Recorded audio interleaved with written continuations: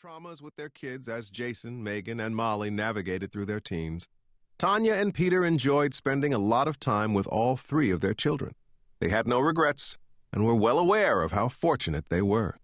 Tanya worked in a family homeless shelter in the city one day a week, and she took the girls with her whenever she could and their schedules allowed. They both had extracurricular pursuits and did community service through school. Peter liked to tease Tanya about how boring they all were and how predictable in their routines.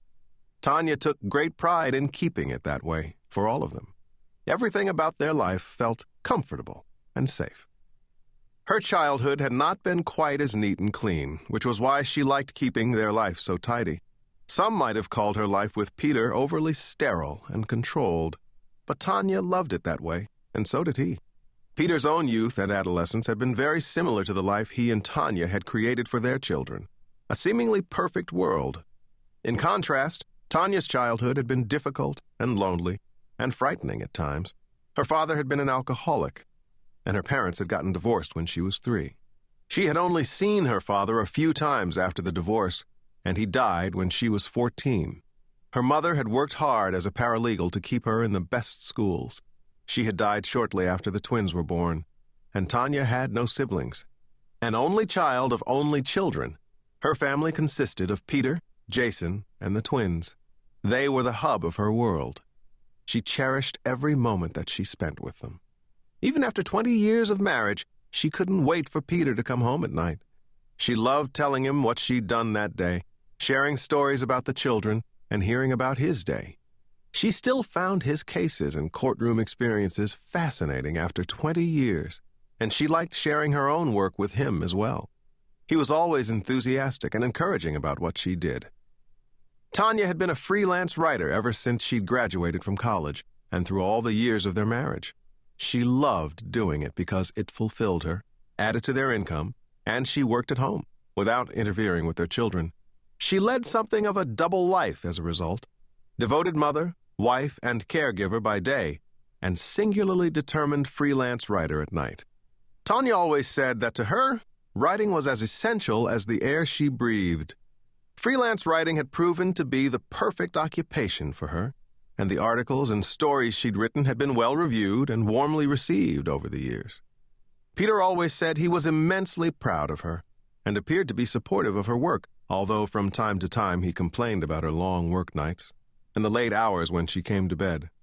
But he appreciated the fact that it never interfered with her mothering or devotion to him. She was one of those rare, talented women who still put her family first, and always had. Tanya's first book had been a series of essays, mostly about women's issues. It had been published by a small publisher in Marin in the late 1980s and reviewed mostly by obscure feminist reviewers who approved of her theories, topics, and ideas. Her book hadn't been rabidly feminist, but was aware and independent, and the sort of thing one would expect a young woman to write.